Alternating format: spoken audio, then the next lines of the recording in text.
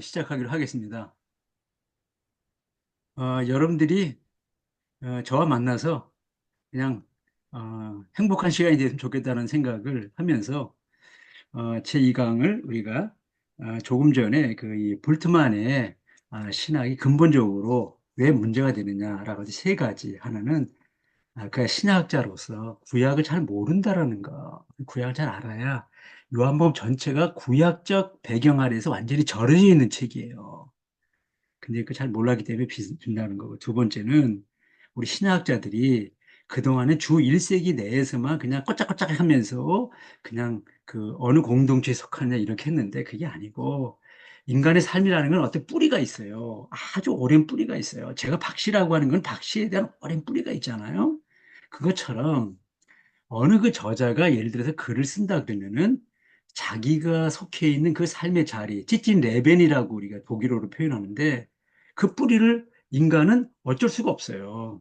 그래서 그 뿌리 속에서 나왔기 때문에 이 사람이 북왕국 이스라엘의 갈릴리, 이 바다를 중심으로 한 자연이 거기 굉장히 강하거든요. 그런 전통이냐 아니면은 남쪽에 유다의 그 예루살렘 도시죠. 성전을 중심으로 한 사람으로 자기가 이제 교육받고 그 친근하고 거기서 사람이냐 또 유대 광야 같은 그런 어떤 삶의 자리에서 탄생한 어떤 문학이 다르잖아요. 문화가 다르잖아요. 신학도 다른 거잖아요. 성경이 이제 그런 측면에서 우리가 이제는 구약의 그 이 전승이 어떻게 내려왔느냐 할 때 북왕국은 모세 전통이라는 거, 남왕국은 이 예루살렘을 수도로 정하고 성전 짓고 다윗 솔로몬 이후에 이제 예루살렘 중심으로 유다 지파를 중심으로 위에는 열 지파죠. 근데 열 지파는 바벨론 포로 이전에 벌써 흩어지기 시작해서 다 없어졌고 남쪽만 남아가지고 계속 이어져 온 거잖아요. 722년에 그 아수르에 의해서 망하면서 이제 혼혈 정치를 통해서 종교도 혼합되고 또 흩어져 가지고 전 세계 흩어졌다는 거 아니에요. 열 지파가. 그래서 어디 있는지 잘 모를 정도로. 근데 유다 지파만 남은 거 그게 유대인이라고 그러잖아요. 그런데 북왕국 갈릴리에서 오랫동안 예? 그 솔로몬 이후에 천년 동안 살아온 그 집안 어부 출신이에요. 그래서 요한복음에는 생선 냄새가 나요. 요한복음 읽어보면 이 바다와 근데 요한계시록은 전혀 나지 않습니다. 왜? 이 사람은 제자와도 아무 관계 없고 제자 이후에 속한 사람이고 그다음에 예루살렘 성전을 중심으로 하는 사람이 도시 사람이고 학자예요. 어떤 학자? 대학자입니다. 계시록의 저자는. 그러니까 어부 출신이 공부하지 않은 학문과 관계없는 경험에 의한 자기가 가지고 있는 종교적인 생활을 해봐야 그 유대교적 배경 아래서 구약성경 70인역이죠. 70인역의 헬라어로 쓰여진 그거 하나 가지고 예수님 만나고 갈릴리 바닷가에서 그 어부로서 하다가 이제 그가 이제 예수 만나고 예수님의 그 모든 일대기를 나중에 거의 성령에 의해서 생각나게 해서 쓰여진 책 요한복음. 계시록은 완전히 학자입니다. 그래서 외경 유경까지 다 들어가요. 요한복음뿐만 아니라 다 아는 모든 신약학에 외경이 들어가는 책은 없어요. 요한계시록만 잔뜩 있습니다. 그건 아무나 할 수 없어요. 그건 언어를 알아야 되고, 첫째는. 두 번째, 그런 자료를 가지고 있어야 돼요. 자료를 가질 수가 없어요. 지금이야 우리 도서관에서 볼 수도 있겠지만, 그다니 그런 것도 아니고, 또 자료가 있다 하더라도 읽을 수가 없어요. 내가 스페인어 모르는데 스페인어 책을 읽을 수 있겠어요? 마찬가지로 그런 의미에서 요한문과 요한계시록은 전혀 다른 책이다라고 하는 거를 묵시물적 상황 속에서 그럼 어떻게 다르게 표현했느냐라고 하는 거를 우리가 이제 보면서 성서라고 하는 게 막연한 게 아니라 바로 자기가 처해 있는 삶의 자리, 뿌리에서 나온 거다. 폴트만은 예를 들어 독일에서 저 신학을 한 거잖아요. 독일 신학이죠. 저는 지금 한국 신학이죠. 그러나 독일 사람인데 한국 사람인데 관계없이 성경을 바르게 해석해야 되잖아요. 내가 한국 사람이라고 무조건 한국적인 관점에서만 해석하면 그게 되겠어요? 그건 아니잖아요. 그런 것처럼 이제 그 삶의 뿌리에서 나왔지만은 성경이 이제 저 2000년 전에 우리 초대교회에서 이렇게 이제 100년 이후에 이렇게 다 편집되고 나중에 이제 300, 400년 후에 이제 27권으로 정교화될 때 그 어떤 상황 속에서 그럼 이게 정교화 됐느냐 뭐 이런 것도 우리가 이제 알아야 돼요. 구약도 마찬가지죠. 오랜 동안에 그 문서로 이어져 오다가 그것이 바벨론 포로 이후에 이제 모세가 엮여지고 또 200년 후쯤에 또 예언서가 그리고 또 그 후에 또 이제 AD 90년에 얌야회에서 성문서가 결정되면서 우리가 가지고 있는 구약 성경이 바로 그 주 1세기 기독교가 더불어 막 싸우고 있을 때 유대교가 자기네 정체성을 확립하기 위해서 구약을 완성하자. 그걸 우리가 가지고 온 거잖아요, 지금. 그럼 이제 그런 구약적인 이 책이 어떻게 정교화 과정이 돼서 오늘 우리 손에 구약 성경이라는 책이 들려질 때까지 그런 구체적인 그 과정, 역사 이런 걸 또 알아야 되잖아요. 하여튼 뭐 그렇습니다. 그러면 이제 지금까지 두 개, 세 번째 제가 묵신문서에 대한 무지에서 그 가령 이제 숫자 그러다 우리가 학문적으로 게마테리아라 그래요. 수의 상징화. 그 수의 이 뜻이 있잖아요. 일은 뭐 절대, 이는 뭐 증인의 숫자, 그리고 삼은 뭐 하늘의 숫자, 4는 땅의 숫자예요. 동서남북. 5는 뭐 모세오경. 6은 7에서 하나 부족한 것. 7은 완전수. 뭐 8은 뭐 7과 8은 뭐 부활의 숫자. 뭐 3도 부활이지만 이제 3일 만에 부활했으니까 그리고 뭐 그렇게 해가지고 10은 십계명. 그래서 율법의 숫자. 뭐 이런 식으로 그 숫자 가지고 있는 그걸 가지고 이제 그 이 박해 상황 속에서 직접 말하면 어려움 당하니까 666이라든가 153이라든가 이런 식으로 요한복음과 요한계시록이 숫자를 통해서 하고자 하는 메시지를 거기 담아놨는데 그것이 무슨 의미냐라고 할 때 그걸 알려면 굉장히 공부를 많이 해야 돼요. 그리고 아주 그것이 다른 사람 설득력 있게 해야 되잖아요. 그 666이 뭐냐라고 할 때 얼마나 많은 사람들이 해석이 있겠어요? 또 있고 또 153에 대해서도 학자들이 많이 얘기했는데 제가 여러분들에게 153이 바로 다른 게 아니라 예수 그리스도 십자가 부활이라고 하는 모든 거의 초점은 거기다가 지금 요한복음 저자를 맞추고 있고 그걸 통해서 이제 우리의 그 삶의 모든 것은 곧 죄와 죽음의 문제를 죄는 십자가로 죽음은 부활로 그게 완성이에요. 십자가 부활이 인류 사상사의 끝입니다. 십자가 부활. 그 예수님이 그걸 행하셔. 그러니까 뭐 이슬람에서 떠드는 뭐 구약에서 유대교가 떠드는 거는 지금 십자가 부활이 없기 때문에 안 되는 거예요. 왜 예수님이 끝이냐? 인간의 근본적 실존의 가장 중요한 두 문제. 죄의 문제와 죽음 문제를 어떻게 해결할 거냐. 이거를 가장 완벽하게 소화해낸 책이 요한복음이기 때문에 지금 요한복음이 중요하다. 이제 그 얘기를 지금 하면서 그거에다 어떤 식으로 표현 방법을 썼느냐라고 할 때 게마테리아를 썼다. 거기까지 했어요. 그 다음에 이제 여기서 다음에 이어서 해봅니다. 한 가지 더 첨가한다면 본문에 나타난 저자의 의도를 재진술, 그거다 영어 리텔링이라 그래요. 내 거를 집어넣는 게 아니라 있는 걸 갖다가 이게 지금 옛날 책이잖아요. 우리가 언어가 다르잖아요. 우리가 문화가 다르잖아요. 그걸 갖다가 오늘에 맞게끔 다시 설명을 하는 것뿐이지 내 얘기를 하자는 게 아니에요, 지금요. 그런데 이 지금 뿔트만은 자기 얘기를 집어넣었어요. 응? 아이제제시스라고 엑세제시스 주석이라는 거는 자기 얘기를 하자는 게 아니에요. 본문이 말하는 거를 지금 그 시대 상황에서 저자가 의도한 걸 해가지고 단지 우리에게 다시 설명하는 거죠. 그걸 다시 어, 얘기라 그래. 다시 얘기. 다시 이야기라 그래요. 리텔링이라고 제가 표현하는 거예요. 저는요. 근데 새로 이야기, 뉴텔링이라 그래요. 그런데 볼트만은 뉴텔링을 했어요. 그중에 대표적인 하나가 위치 변동설이라는 거예요. 위치 변동설. 이게 뭐냐면은 요한복음 1에 21장 있는데 예를 들어서 4, 5, 6, 7장 이게 순서들이 있잖아요. 근데 이게 그 예루살렘과 갈릴리를 중심으로 해가지고 이 순서를 바꿔야 된다는 거예요. 뭐냐면 4장과 6장을 묶고 5장과 7장을 묶어가지고 5, 4, 6, 5, 7장으로 읽어야 된다는 거예요. 그 위치를 변동한 거죠. 그러면은 더 요한복음 읽기 쉽다. 근데 그건 네 생각이야. 지금 저자가 지금 4, 5, 6, 7장 순서로 해놓은 거는 그건 이유가 있는 거야. 굉장히 중요한 이유가 있어. 그게 왜 문제가 되느냐라고 제가 이제 중요한 얘기를 해요. 뭐냐면 요한복음이 북왕구의 모세 전통이기 때문에 이게 5차례 하강 구조로 되어 있다는 거예요. 하강 구조가 뭐냐면 위에서 아래 내려가는 거잖아요. 그러니까 요한 1장 1절로 18절이 로고스 창가가 하늘 땅으로 내려가는 거예요. 한 땅으로 내려왔잖아요. 하강. 그 다음에 이제 1장 19절부터 예로 시작해요. 그래가지고 2장 12절에 가나 혼인잔치로 끝나. 그래서 하강 구조로 내려가는 거예요. 예루살렘에서 갈릴리까지. 그럼 다시 또 2장 13절에 예루살렘 성전 정말 올라가 6월절에. 그래가지고 해가지고 3장에 니고데모를 만나고 4장에 사마리 만나고 마지막 4장 마지막에 갈릴리 가나에 거기 오기 직전에 그 병든 아들을 고치는 거 왕의 신 아들 고치는 거 그래서 끝나. 그 다시 또 5장 1절에서 예루살렘에서 사마리, 예루살렘에 그 베데스다 연못가에 38년의 병자를 고치는 거야. 그래가지고 6장에 가서 그 오병이 고치고 7장 9절까지 갈리로 또 가요. 근데 여기서 중요한 게 뭐냐면, 아니, 지도를 보면 예루살렘이 아래 있고 갈릴리가 위에 있는데, 아니, 학자들이 이걸 몰라요. 이건 상식이거든요. 예루살렘에서 갈릴리는 내려가는 거고, 갈릴리에서 예루살렘 올라가는 거예요. 이거는 올라가는 거고, 이거 내려가는 거예요. 왜 그렇습니까? 수도, 왕이 있는 수도는 중심이에요. 중심에서 가는 건 전부 다 내려가는 거고, 중심으로 올라가는 건 전부 올라가는 거예요. 그래서 제가 있잖아요. 그제 예를 들어서, 중국의 선교사로 저 10년 반을 있었어요. 선교사로. 근데 하얼빈이라는 그 중국의 저기黑龍江省그쪽에 있잖아요, 저쪽에. 근데 베이징이 있어요, 수도. 베이징에서 하얼빈은 이 열차표를 보게 되면 거기서 뭐냐, 하행선으로 돼 있어요.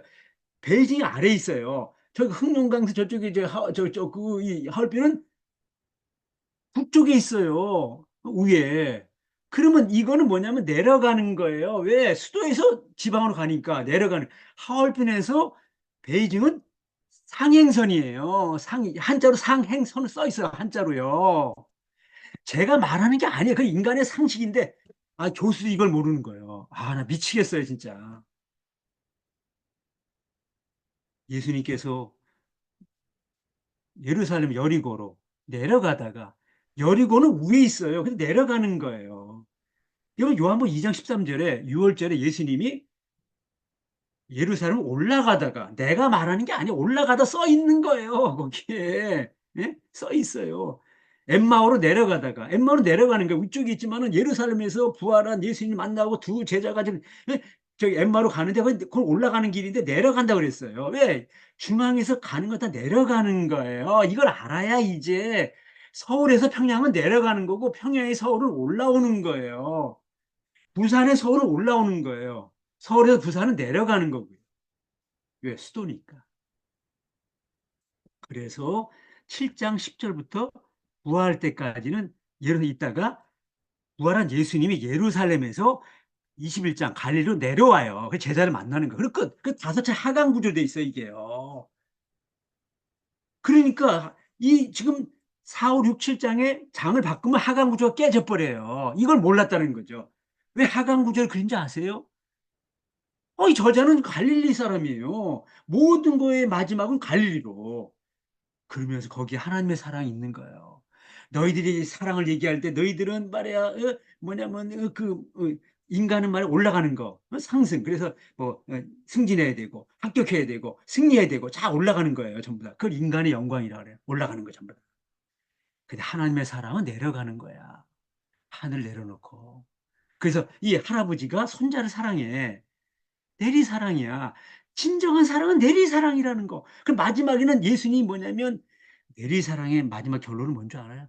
머리에서가 아니고 가슴에서가 아니고 발이야. 머리의 진리, 가슴의 진리가 아니라 발의 진리를 말하기 위해서 발을 씻겨줘요. 굉장히 중요한 의미를 가지고 있어요. 인류 역사상 모든 스승들은 제자들이 스승이 발을 씻겨주는데 예수님이 그 현장에서 십자가 지기 바로 직전에 세족식을 합니다. 이거는 발의 진리. 그 발을 씻겨줌으로써 예수의 진리는 마지막 발의 진리다. 그게 바로 십자가의 표상이다. 가장 낮아지는 거. 처음 시작을 성육신으로 낮아지는 거. 높은 곳에 있는 것이 아니에요. 낮아지는 거. 가장 낮은 자리가 십자가다. 그걸 말하기 위해서 발을 씻겨주는 거예요. 그것이 진정한 참 사랑이다. 이 사실을 폴트만이 지금 이 오중 하강 구조라는 걸 몰랐기 때문에 순서를 바꾼다고 자기는 머릿속으로 했는데 그건 틀린 거예요. 완전 요한복 해석에. 그것만이 아니에요. 13, 14, 15, 16, 7장이 순서가 틀렸다. 그러니까 어떻게 해야 되느냐. 먼저 13장에서 발을 시켰다. 그럼 좋다. 그러면 그 다음에 이제 말씀 전하기 위해서 기도부터 해야 돼. 그럼 17장이 와야 돼. 13장, 17장 와야 돼. 그 다음에 14장에 보면 일어나자. 이제, 나가자 할 때 그건 맨 끝이니까 14장 맨 뒤로 빼고 15, 16 강도차. 그래서 13, 17, 15, 16, 맨 마지막 14장. 이런 식으로 고쳐 읽자. 그건 네 생각이야, 뿔트만. 요한복음 기자는 5장으로 생각해. 모세오경 구조야. 모세오경 어디 창세기 10명까지. 그래서 창세기 13장. 그다음에 출레민 가운데 14, 15, 16, 17장 신명기. 근데 이게 모세오경 구조로 딱 그거 5장을 얘기하자는 거예요. 그래서 17장이 끝이다. 17이 중요하다. 모든 마지막 결론은 17장인데 예수님의 기도 속에 뭐가 있는 줄 알아? 거기에 말해 아버지와 아들과 제자와 이 세상 모든 것이 다 어울려 하나가 되자. 하나 되면 얘기하거든. 그걸 이 원어로 샬롬이에요. 그게요. 원어로 하나됨이 다른 말로 하면 평화, 달롬. 그게 끝이에요. 창세기 1장이 일곱 그 나를 통해서 결론이 다윗의 별의 이 모습을 그리고 이게 바로 가장 완벽한 샬롬의 세계를 말하는 거고 그 샬롬의 세계를 예수님이 지금 하나됨이라는 걸 통해서 샬롬을 말하는 거 끝! 성서 끝이에요. 그게 17장이. 요한복음 17장이 성서의 끝입니다. 왜? 창세기에서 하나님이 이 세상을 가장 완벽한 조화와 질서와 균형 잡힌 평화의 세계를 만들었는데 그 질서가 깨졌어요. 왜? 인간의 죄 때문에. 말씀을 왜곡한 사탄의 그 전략에 인간이 거기서 자기가 따먹어 있다고 하죠. 자기 욕심 때문에 그걸 따먹는 순간 말씀이 왜곡된 거예요. 말씀을 왜곡한 사탄과 더불어 말씀을 자기 걸 하려고 할 때 그때 죄를 짓는 거고 그 죄가 예수와 와야 되고 예수와 와서 십자가 져야 되고 십자가로 인간 죄를 해결했다는 거고 그걸 통해서 이제 인류가 하나님과 인간과 자연의 이 모든 세계가 하나됨, 어울림, 평화, 샬롬, 끝! 그걸 말하는 게 창세기 1장, 2, 3장, 요한복음 17장. 그걸 제가 지금 말하려고 하는 거예요, 그걸요. 그 17장이 끝이에요. 자기가 하고 싶은 얘기 17이라는 숫자에 담아놔요, 요한복음은 전부 다. 그래서 제가 어느 이 모임에 갔어요. 언제 갔냐면 제가 이제 2015년도에 중국 선교사 있을 때 잠깐 나왔어요. 근데 저기 저 강남 선능력 있는 어느 모임에서 저보고 요한의 상징 코드에 대해서 말씀 전해주면 좋겠다. 근데 아침 시간이야. 많이 길지 않아. 1시간밖에 안 돼요. 근데 그 자리에 누가 있었냐면요. 총신대의 이모 교수라고 하는 신약학 교수가 있었어요. 근데 제가 요한복음과 상징 코드라는 제목으로 지금 말씀을 전하니까 이 사람이 선교사가 그리고 예전에는 뭐 구약과 교수였다며 이 사람이 요한복음을 어떻게 하나? 근데 제가 첫 마디가 이거예요. 요한복음 2의 열쇠는 요한복음 2의 열쇠는 숫자 17에 있다. 그 얘기 딱 하는 순간 이 사람 마음의 문 닫아요. 그 다음부터는 아무리 많은 얘기도 해도 쓸데없어요. 그러면 끝났어요. 강의가. 저를 슬쩍 불러. 근데요, 박 교수님 조심해야 되겠어요. 잘못하면 이단 소리를 들을 것 같은데요. 제가 이제 그랬어요. 나는 이단 소리 들어서 상관없는데 교수님만 그렇게 생각하지 않으면 됩니다. 하고 제가 끊었습니다.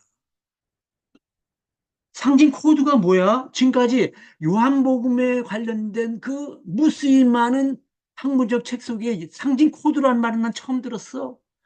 그 숫자 17이라는 말이 요한복음의 열쇠야. 아니 숫자 17이 뭔데? 모르겠다는 거야. 숫자 17을 모르면 요한복음 모르는 거예요. 요한복음은 자기가 하고 있는 얘기 숫자 17에 담아놨다는 그 일장 일절이 열겁다는 단어였다. 그거 십자가로 그걸 완성했다. 다 이뤘다. 17 딱 얘기했다는 거예요. 그게 끝이다. 이거 얘기를 하는 거예요, 지금요. 17. 어? 그래 요한복음이 끝이에요. 그래서 성경이. 숫자 17. 근데 요한계시는 아직 17에 못 도달했어요. 14, 28까지 간 거예요. 17에 도달했는데 17을 십자가에 도달한 게 요한복음이기 때문에 요한은 끝이라는 거예요. 근데 그 17이라는 십자가 숫자에는 반대 부활이 있는 거예요. 그래서 십자가 부활을 동시에 얘기한 게 153이라는 거. 그래야 이제 우리 예수님이 진 십자가와 제자가 진 십자가. 주님의 십자가 나도 지고 그거 갖다가 숫자로 말하라 하면 153이에요 그게. 숫자로 말하면. 그게 끝이에요. 그래요. 그걸 알려면 창세기부터 요한계시록을 다 알아야 왜 그 얘기가 153이 그렇게 해석될 수밖에 없느냐. 그게 왜 그게 끝이냐라는 걸 알게 되기 때문에 그걸 논문을 써서 발표했고, 성서 저널, 캐논 앤 컬처라고 하는 성서 저널, 캐논 앤 컬처라고 성서 저널이 있어요. 거기다가 제가 숫자 17과 큰 물고기 153 표적, 요한복음 21장 11절의 의미에 대해서 제가 논문을 썼고 그것이 거기에 발표가 됐어요. 그거 갖다가 이제 창세기 주석 여기다가 딱 넣어가지고 출판한 거예요. 그때 2019년도 봄학기에 그게 이제 어?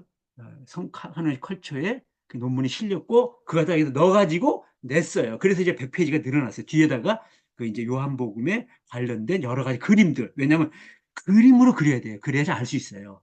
말로만 하면 안 돼요. 그 두 가지. 하나는 그림, 또 하나는 숫자. 이 두 가지를 가지고 있어야 성경이 전체가 그려지고 우리가 뭐 하나 이글즈 하면 이글즈, 독수리, 삼성 라이온즈, 라이온즈 이게 뭐냐면 상징이에요.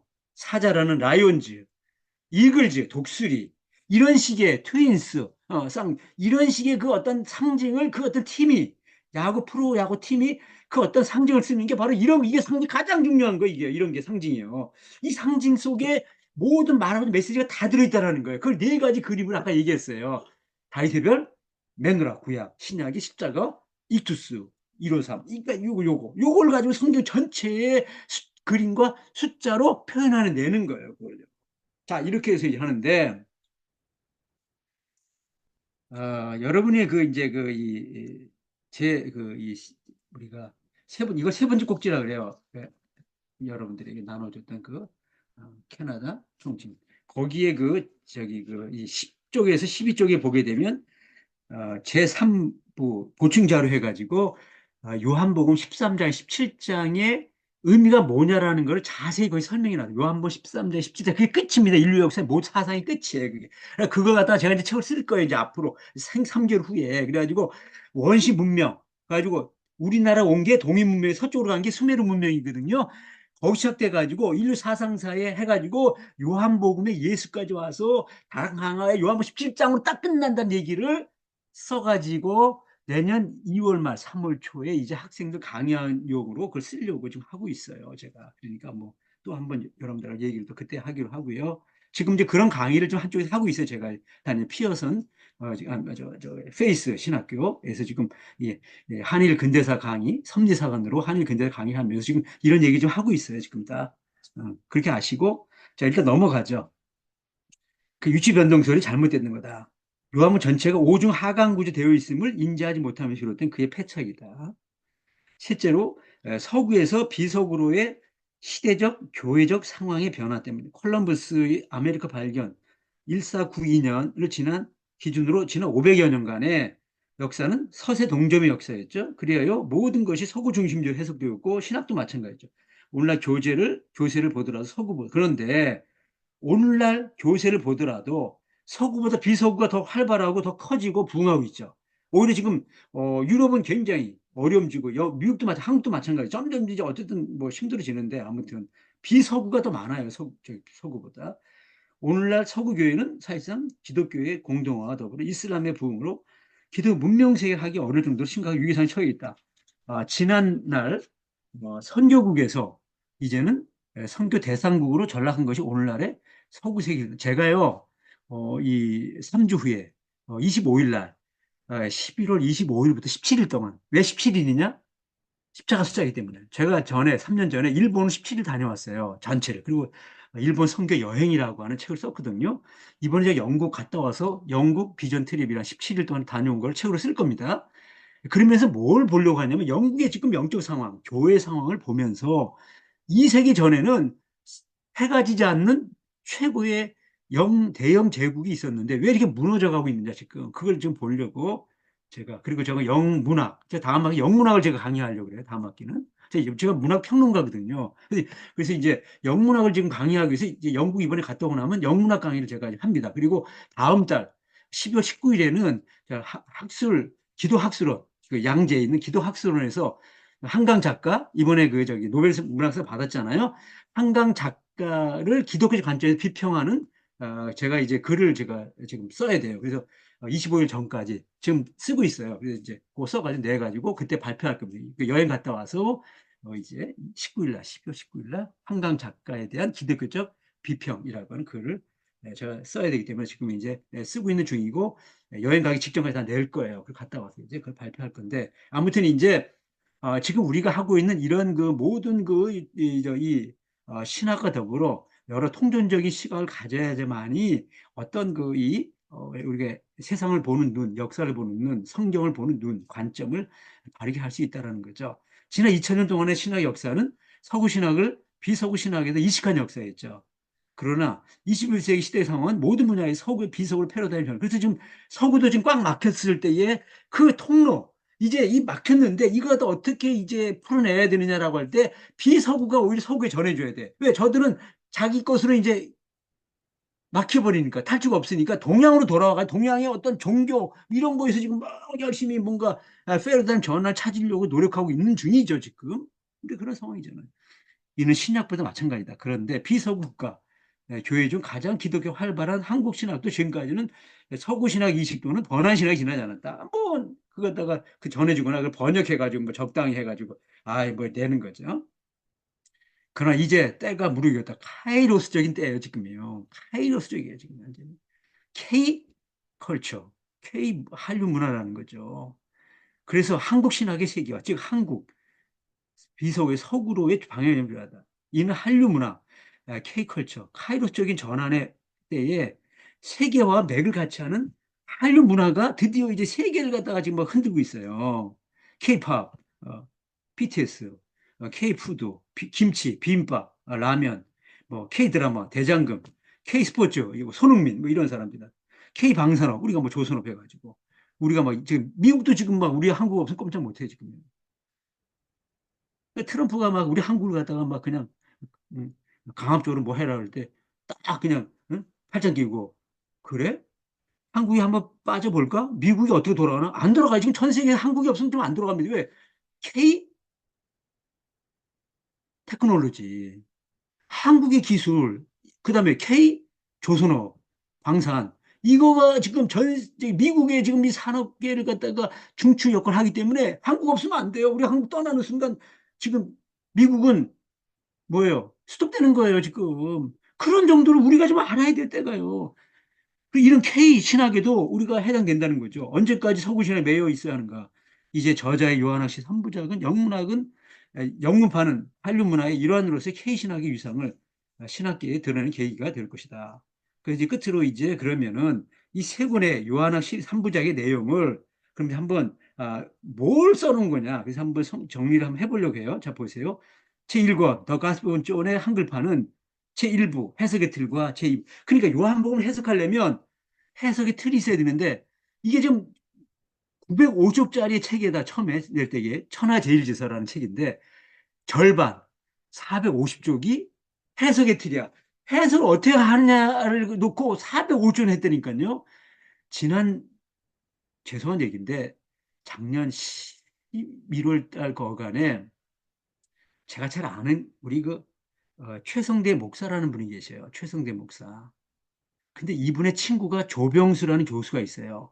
이분이 교수예요. 우리 여러분 다 알지 모르겠는데 이분이 자기가 13년 동안 요한복음의 책을 써가지고 이제 자기 일생에 걸쳐 쓴 책이다 해가지고 1300페이지짜리 책을 썼어요. 그러면서 그 책을 친구에겐 최성대 목사에게 그 책을 이제 선물로 한 걸 드렸습니다. 그 책을 저에게 준 거예요. 그러면서 최동대 목사님이 조병수 교수의 그런데 혹시 박호영 지금은 개명 박요한 교수가 쓴 요한복음과 요한계시 아느냐 모른다는 거예요. 왜? 내가 지금 밖에 사람들이 안 알려졌으니까 그거 한번 보라고. 그런데 이제 이 사람이 쓴 그 1300페이지 책에 보면요. 한국 사람이 쓴 저서는 아무것도 없어요. 영어, 독일어, 그 자기가 쓴 책. 끝! 그런데 중요한 건 뭐냐면은 1300페이지짜리를 이 사람이 쓰고 자기 일생에 걸쳐 썼다는데 제 친구가 최성대 목사님이 그분에게 박호영 교수 이제 시간이 이제 한 1년 흘렀잖아요. 읽어봤냐? 한마디도 안 하고 있다는 지금. 읽었는지 안 읽었는지 입을 다물고 있다는 거. 그래서 제가 이제 그 책을 읽어봤어요. 근데 당신은 일생 동안 그거를 통해서 요한을 연구했다 그러는데 당신이 요한계시록을 몰라. 먼저 첫째는. 두 번째는 뭐냐? 당신이 한 거는 다 번안신학의 뿐이야. 서구신학을 다 그냥 저기 뭐야 각주 달고 당신이 거기다 좀 해석한 것뿐이지 거기 무슨 새로운 게 있어. 아무것도 없어. 번안신학이야, 그냥. 제가 그래서 말았어요, 제가. 그러면서 38년 된 병자, 여기서 나오는 38년 숫자는 뭐 다른 학자들은 뭐 게마트리아라고 얘기할지 모르겠지만, 그러면 그건 알레고리다. 그래서 내가 그랬어요. 그거는 알레고리와 게마트리아는 다른 거다. 알레고리는 자기의 생각을 집어넣는 거고, 영적이라는 측면에서.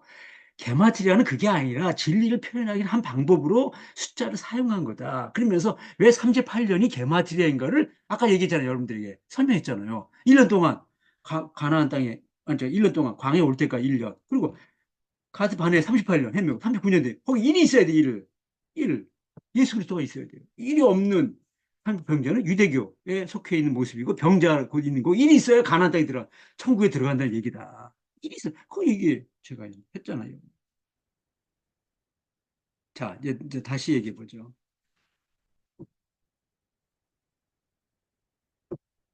그래서 2부가 본문 주석. 그리고 본문 주석 하기 전에 405쪽에 해당되는 방대한 그 이제 글을 뭐냐면 도올 김효옥 선생, 다섯 유영모 선생, 빈종신학자, 뿔트만 다 비판해 제가요. 왜 그들의 해석이 빗나갔는가?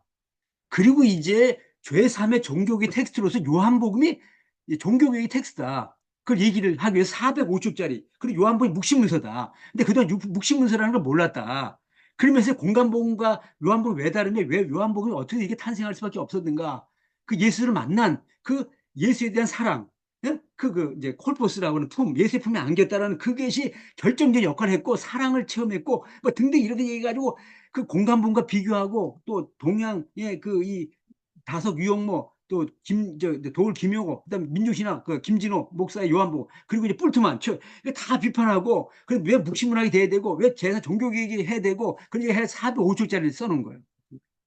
그리고 이제 본문 주석을 405절 한 거예요. 그다음에 그리고 이제 이 세 책을 하면서 마지막 19년째 나온 여기에다가 숫자 17과 큰물 153 그 논문 하나를 거기다 실었다. 그래서 영문판에서는 일부는 거의 대부분 번역, 2부는 지명 관계상 본문 주석의 그 앞에 그 본장 그 개요만 딱 해가지고 본장 개요.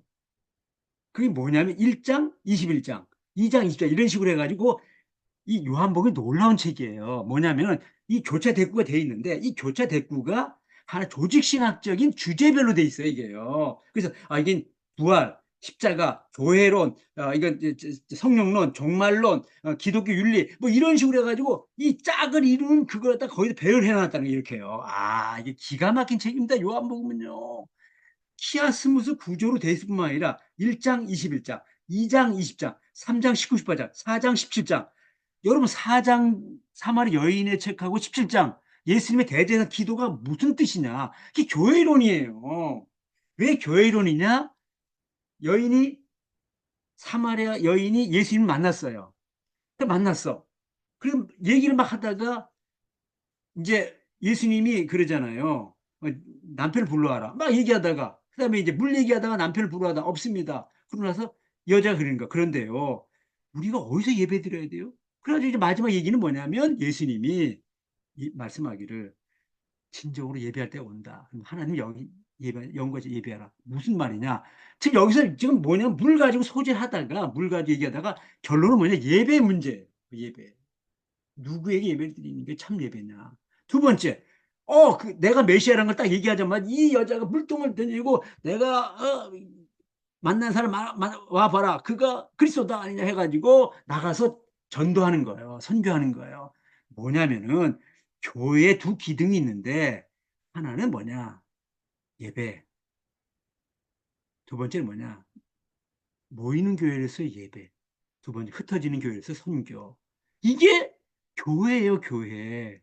교회는 모이는 교회, 흩어지는 교회가 있는데 모이는 교회의 핵심이 예배고 흩어지는 교회의 핵심이 선교예요. 그 예배와 선교를 말하는 게 사장이에요. 이게 교회론인데 지금까지 이게 교회론인 걸 몰랐어요, 학자들이. 십지장이 바로 교회론이에요. 예수님이 기도하는 거예요. 아버지여 이제 때가 되었으니 내가 이제 아버지를 갑니다. 하려고 나서 그다음에 뭐냐?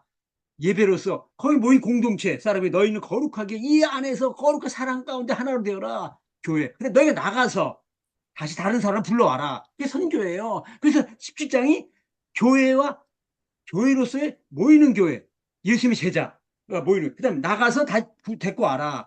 그 하나의 그 이제 교회를 이루라. 선교. 그래서 교회론이에요. 모이는 교회, 예배. 흩어지는 교회, 선교. 그래서 17장이 교회론이에요. 그래서 이게 4장, 17장이 교회론이다. 5장, 16장 뭔지 아세요? 예수님과 아버지 하나님. 그래가지고 뭐 기독론이야. 여기 뭐냐? 16장. 예수님과 성령. 그래서 합치면 삼일체.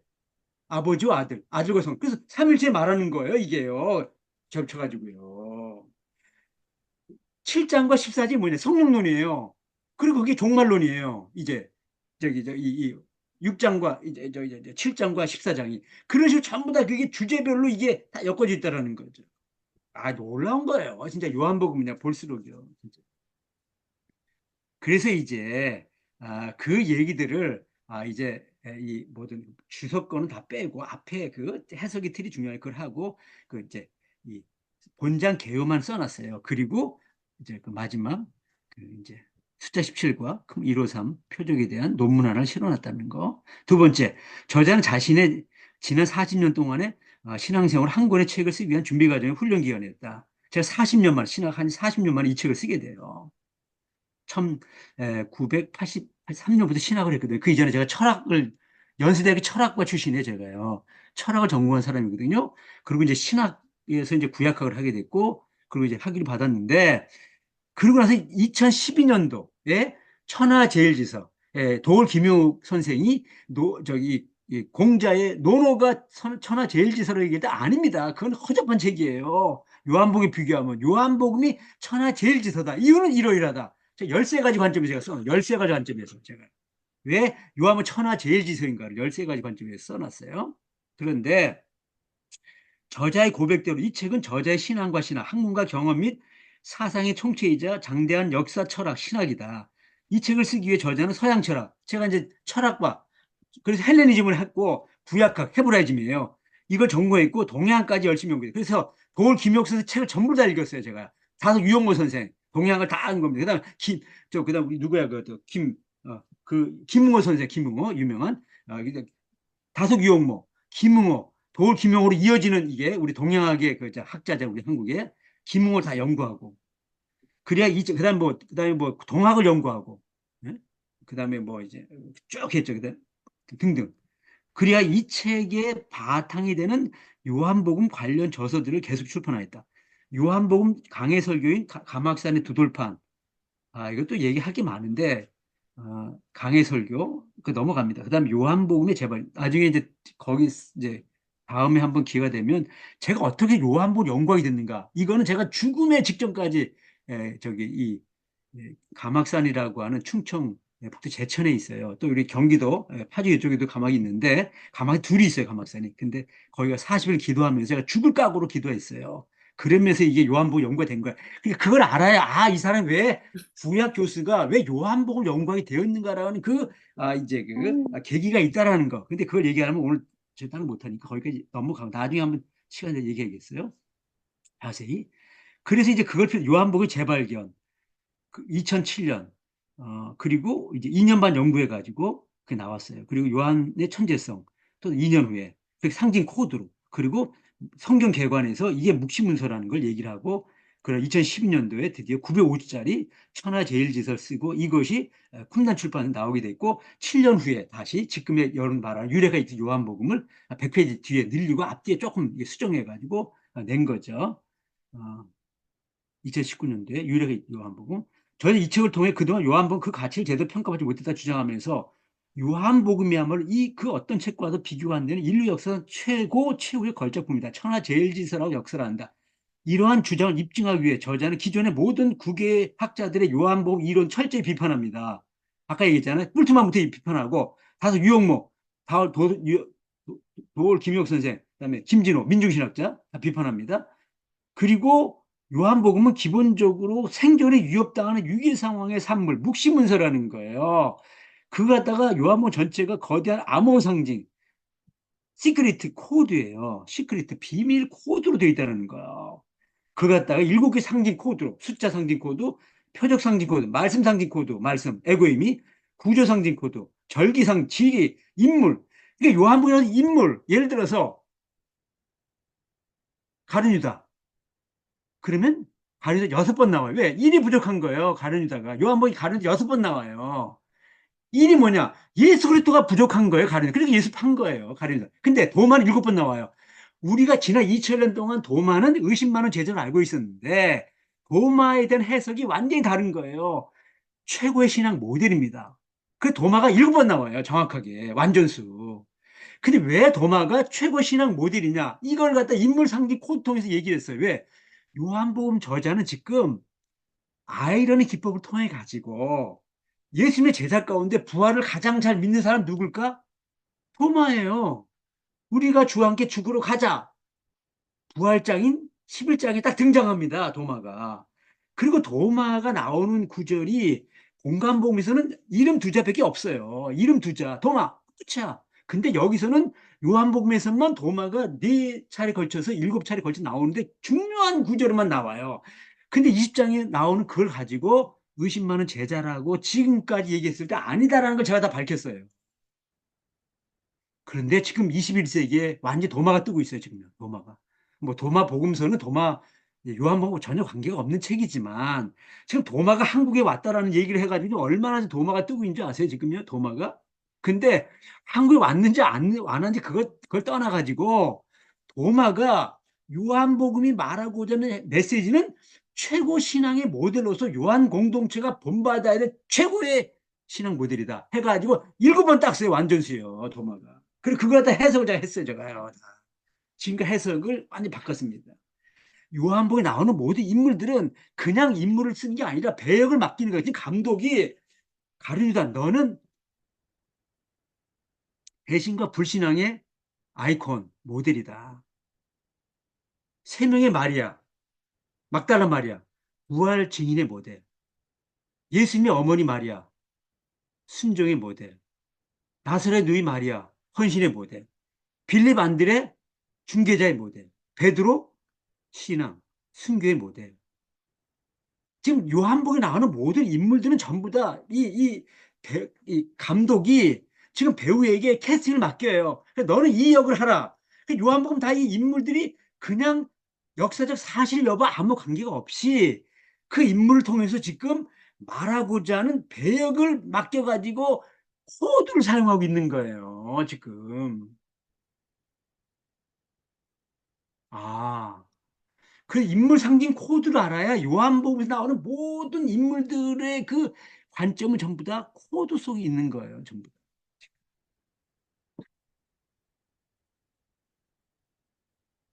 여러분 그 여기 하나 지리 상징 코드를 얘기해요. 지리가 뭐냐면 이 파레인 땅이 요단강을 중심으로 요단 동편 서편이 있거든요. 이걸 사용해 가지고 요단 서편, 그는 죄악과 불신앙의 땅이에요. 그 모세의 땅이에요.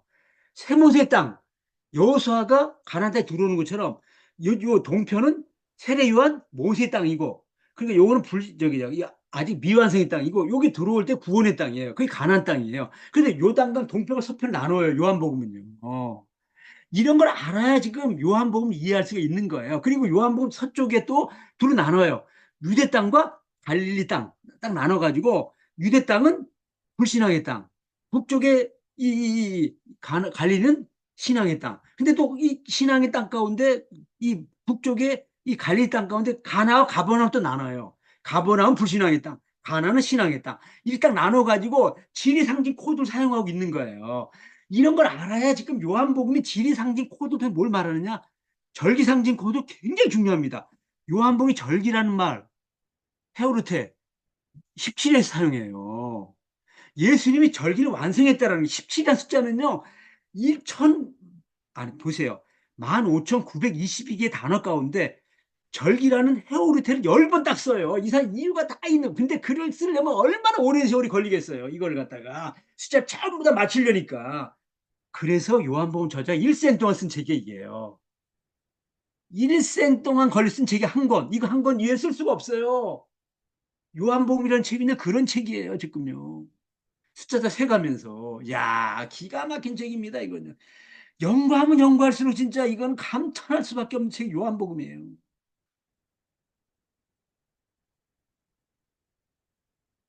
자, 그래서 마지막 나아가 저자는 주 1세기 말에 나타난 요한복음은 인류 사상사의 종언 노름마치를 고한 책이라고 주장하면서 종교다원주의, 율법주의, 인본주의 등을 핀다. 오늘의 신학과 변질된 교회를 혁파하고 예수의 유일성, 복음주의, 신본주의 입각한 팍스 크리스티나, 팍스 로마나가 아니라 팍스 그리스도의 나라, 그리스도 제국을 이라는 새 세상을 이루자.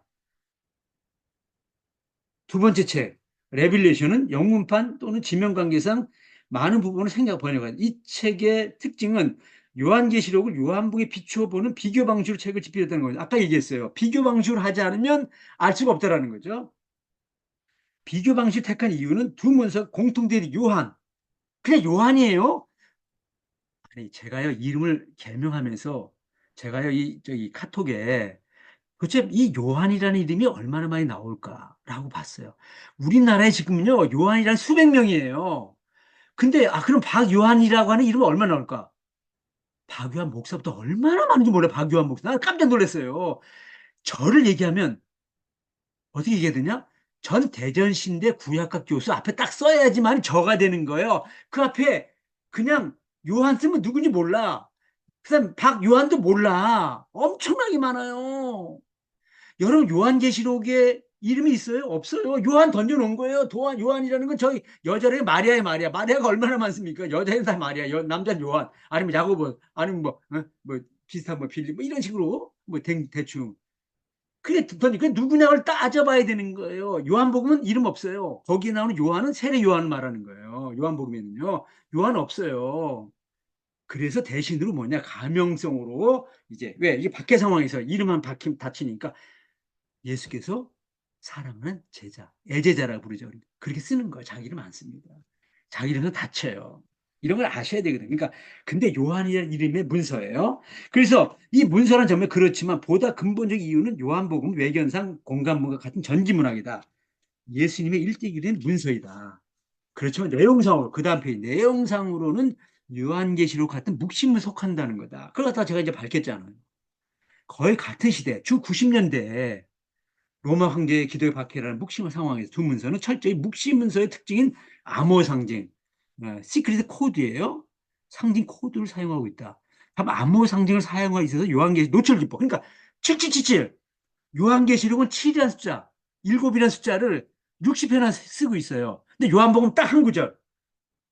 예수께서 갈릴리 가나로 가다가 가버나움의 왕의 신하의 아들이 병이 걸렸다 그래서 그냥 가라. 네 아들 낫다. 그래서 저 이제 그 신하들이 올라오는데 주인 만났어. 그래서 몇 시에 아들이 낳냐니까 7시에. 그때 7이라는 말 딱 한 번 쓰고 요한복음에 7이라는 숫자 없습니다. 요한복음은 완전수 7이라는 숫자가 그 7시라는 그게 왜냐 부활의 숫자인데 7이라 쓴 거예요. 부활의 숫자가. 그래서 딱 한국에서 안 써요. 7이랑. 근데 요한복음에 7이라는 게 엄청 많이 나옵니다. 근데 그걸 알려면 어떻게 돼? 숫자를 세봐야 돼요. 숫자를 세봐야 된다니까 7이라는 게. 표적이 몇 번이냐? 하나, 둘, 셋, 7이구나. 에고임이 그게 여러 차례 나오는데 그 비유적 용법으로 7차례 나오는 거예요. 7이라는 게. 신앙 고백 7번 나와요. 예를 들어 그런 식으로 가지고 신앙이 몇 번 나오는 걸 갖다 다 세봐야 돼요. 이렇게 전부 다. 어디 숫자가 몇 번 나오는 걸 다 세봐야 돼요. 그 17이라는 숫자를 세보지 않으면 몰라요. 근데 자기가 하고 싶은 얘기를 17에다 비밀로 다 담아놨다는 17에다가 지금. 근데 그거는 의도를 가지고 하면 안 나오는 거예요. 의도를 가지고. 그래서 가룟유다. 너는 사탄의 숫자. 그 6번 딱 쓰는 거예요. 6이라는 걸 6번 넣어요. 6번. 응? 6장에. 그다음에 18장에. 그다음 이렇게 해가지고 응? 또 11장, 12장에 이렇게 해가지고 6번 딱 씁니다. 그 도마, 완전수, 부활의 숫자. 딱 7번 딱 써. 부활의 숫자 7번. 도마. 그 부활의 상징으로서 7번 딱 써요. 근데 번역본을 보면 달라요. 번역본은 우리 8번 돼 있거나 다 달라요. 번역본을 보면요. 원어가 그렇다는 거, 원어. 그래서 원어를 몇 번 나오느냐를 따지는 거죠. 원어, 헬라 원어로, 이 단어 몇 번. 그러니까 헤오르테가, 예를 들어 수전제라면, 수전에 절기 해가지고 절기라고 하는 게 페스티벌. 그러면 그 페스티벌을 넣는 수로 18번이 돼요. 근데 명절이라고 번역된 그 원어가, 헤오르테가 17번 나와요. 근데 영어로 보면 18번 나와요. 18번이요. 수전절의 절기. 네? 절기. 성전을 봉헌하는 절기 해가지고 엔카이넬 해가지고 그거를 갖다가 영어로 번역해 보니까 더 페스럴 오브 데디케이션인가 뭐 그렇게 나와요. 그래서 18번 되거든요. 그게 아니에요. 원어로 숫자를 얘기하는 것이군요. 원어로. 그렇죠? 우리나라에 뭐 그가 할 때 그가 다 예를 들어서 도마라고 하면 그가 도마가 빠지잖아요. 아니면 그라고 저기 본문은 돼 있는데 그 갖다가 저기 도마로 번역하면 8번이 되잖아요. 예를 들어서. 그러니까 원어로 얘기하는 거죠. 지금 얘기는. 노출 기법을 보여주는 요한계 달리 요한은 은폐 기법을 사용하였다. 전부 다 은폐시켰다는 거예요. 그랬다가 하나님이 제가 기도하면서 이제 이런 얘기는 굉장히 비밀이에요. 그리고 굉장히 이상하게 생각하지만 제가 요한복 연구를 하지만은 새벽에 나가서 기도하면서 하나님께서 저에게 계시로 내려준 것 어디서 받아 적어요 제가요. 그리고 집에 와서 정리한 거예요. 요한복음이요. 종래 모든 신학자들 요한복음이 묵신문에 속하는 사실 전혀 눈치채지 못했다는 까지 여기 있다. 요한복 연구의 결정이 빗나간 초래한 이유가 이에서 비롯된다. 묵신문학에 속하는 양세 비교를 통해서 얻은 이점은 해석의 빗나갈 막아줄 뿐 아니라 본문에 대한 보다 깊은 이해를 가져다 준다는 점이다. 양세 비교 연구는 장래 유사성과 차이점을 넘어 뭐 결정적으로 전승의 차이다. 즉 솔로몬 사후 주전 920년부터 이스라엘 민족 나라는 두 왕국 북왕 이스라엘 남아 유다로 나눠졌다.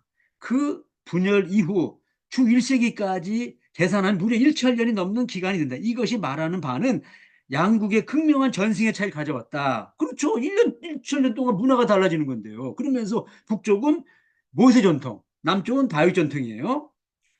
요한복음 북왕국 이스라엘 전승, 모세 갈릴리 바다를 강조하고요. 요한계시로 남왕 유다 전승 다윗 예루살렘 성전을 강조하는 책이에요. 그동안의 서구 신학의 관념화, 추상성은 삶의 자리인 그 없이 그냥 로고스 하면 로고스라고 하는 거는 저 헬라적인 저기 최고의 철학 개념으로서 우주의 뭐 이성적 질서니 어쩌니 뭐 그런 식으로 이성적인 뭐다 뭐 이런 그런 거 아니야. 삶의 자리에서 지금 사도 요한은 어부야. 그런 거 몰라 그런 거. 그냥 저기야 그 구약 성경 그 신명기 1장 1절에 나오는 응? 그 모세오경을 항상 그 모세오기 편집자 1절 1절 강조하거든요. 거기서 책 이름을 쓰잖아요. 베레시트, 그다음 쉐모트, 와이크라, 베미드바르, 핫데바림. 이게 그 모세오기의 첫 그 단어, 첫 절에 나오는 중요 단어를 따가지고 태초에 쉐모트 이름 출애굽기, 레위기 불렀다 그리고 민수기, 광야에서 신명기 말씀들 그렇게 부른 거지. 그걸 따가지고 딱 1장 1절 쓴 거예요. 그런 식으로 로고스를 거기서 70인요. 신명 1장 1절 모세의 말씀들 복수니까 그걸 단수로 아까 얘기했잖아. 또 로고스를 따오는 거예요. 그냥 예수가 단수니까. 그러면서 태초에 라고 하는 창세기 또 하호이 로고이 신명 1장 이제 해야죠. 합치면 모세오경 토라를 십자가에서 구약을 십자가에서 다 이뤘다. 17 딱 쓰는 거예요. 그래서 요한복음은 그렇고 요한계시록 남한국 다윗 예루살렘 성전을 강조한다. 그래서 요한계시록은 예수님이 뭐냐 다윗의 후손 가운데 왔다. 근데 요한복음 그런 거 안 해요. 북쪽은 싫어해요 다윗의 얘기를. 다윗의 한 구절 위에는 안 써. 또 구체 얘기하면은 호산나 다윗의 자손이여 하고 그 예루살렘 입성할 때 요한복 그렇게 안 써요. 12장 13절에 보면 호산나 이스라엘의 왕이었다. 이스라엘 북왕국 이름 이스라엘 딱 써요. 바꿔요. 다윗을 안 써요. 그만큼 북왕국과 남왕국은 다른 나라로서 자기들이 말하고자 하는 메시지의 예수님 메시아가 어떻게 왔느냐? 북왕국의 요한복음은 예수가 모세의 완성으로 오시는 분이에요. 새 모세로 오시는 거고요. 남한국 유다에서는 새 다윗으로 오시는 메시아를 그리는 거예요. 지금 그 얘기를 하자라는 거예요, 지금요. 그동안의 서구 신학의 관념하는 그런 맥락에서 있었다. 성경 읽고 해석할 때 육하원칙, 즉 언제, 어디서, 누가 성경을 기록하고 무엇을 왜 어떻게, what, why, how를 전달하는지를 살펴보는 건 좋은 방안이 될 거예요. 그런데 양세의 차이를 말할 때 이 같은 이성적 판단보다 앞서는 것이 감세 느낌이다. 영화 기생충. 그 영화 기생충에 어떤 얘기가 나와요? 유명한 말이 나와요, 거기에. 그 주제가 부자와 빈자의 차이점을 말하는 영화가 바로 기생충 영화인데 거기에 이런 말이 나와요. 부자와 빈자는 냄새가 다르다. 딱 한마디래요. 냄새가 다르다. 요한복음은 냄새가 생선 냄새가 비린내 냄새가 나요. 요한계시록 비린내 냄새 안 납니다. 생선이란 물고기란 말이 요한계시록 없어요. 요한복음은 가장 중요한 게 생선 물고기예요. 물고기. 거기다 자기 하고 싶은 얘기 거기 다 많아요. 물고기에다. 요한복음은. 계시록은 물고기란 말 자체가 안 나옵니다. 아무 관계가 없으니까. 갈릴리도 안 나온다고 그랬지 아까? 제자도 안 나와요. 제자. 요한복음 예수님의 제자가 78회나 나와요. 요한복음이 제자가 제자. 디사이플 제자. 근데 계시록은 안 나옵니다. 한마디도 제자가. 요한복음은 갈릴리 어촌에 냄새가 나는 방, 요한계시록은 예루살렘 도시 학자의 냄새가 난다. 그러니까 자세히 밝혔어요. 왜 학자인가를. 그거는 외경, 유경이 성서에, 이 신약 성서에 없어요. 안 나와요. 근데 요한계시록만 잔뜩 나와요. 뭐 바룩서니, 뭐 솔로몬의 시편이니, 무슨 에스라 뭐 사서니, 응? 뭐 그런 뭐 스바네 묵시니 뭐 이런 게 전 요한계시록 전부 다 그게 그 외경, 유경이 쫙 깔려 있어요. 처음부터 끝까지. 1장 21장까지. 전부 다. 대학자입니다. 어부는 그런 자료가 없으면 읽을 수도 없기 때문에 그런 게 없어요. 국왕국 전승이 요한복음은 예수의 제자인 세베대 아들 사도 요한, 애제자의 작품으로 요한복음은 역사 예수와의 동행을 얻은 체험. 제가요, 인류 역사상 사도 요한을, 세베대 아들 사도 요한을 가장 높여드린 사람이에요. 왜냐하면 사도 요한이라는 사람이 인류 역사의 천하 제일 지서를 쓴 사람이고 인류 사상사의 마지막 그 노름마치가 예수 그리스도라는 걸 밝힌 책이 요한복음이라는 걸 통해 가지고 나는 사도 요한을 깎아낼 생각 조금도 없어요. 요한계시록은요. 대학자인 북한고 출신의 그걸 갖다 제가 표현을 예언적 묵시가 요한이라고 부르는 거예요. 이름은 몰라요. 예언적 묵시가 요한이라고 말하는 거예요.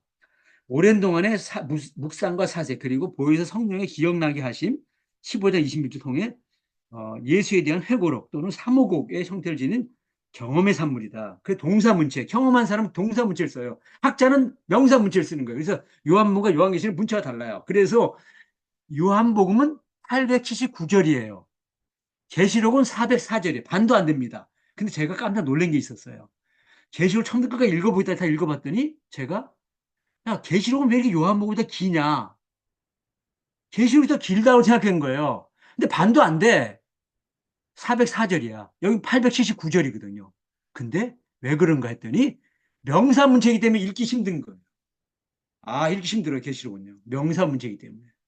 나라와 백성과 조건 뭐 권능과 뭐 지혜와 뭐 종기와 명세, 찬양과 뭐 능력과 뭐 신과 뭐 일곱 개 막 왜 그렇게 길게 얘기를 해? 그냥 두 마디 하면 끝나는데 요한복음은 딱 일곱 개의 이중 말씀 쓰고 안 씁니다. 절대 이중 말씀 안 씁니다.